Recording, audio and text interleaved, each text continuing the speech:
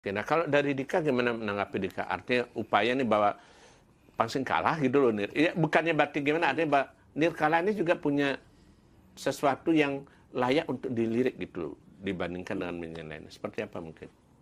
Eh, di Nirkala saya usahakan lebih condongnya ke aransemennya. Ya.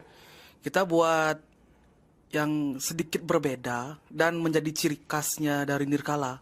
Kita contohnya kayak musik etnik atau nada pelok.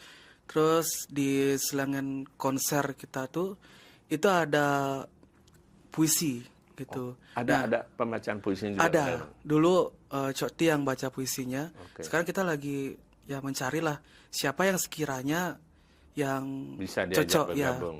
ya yang cocok.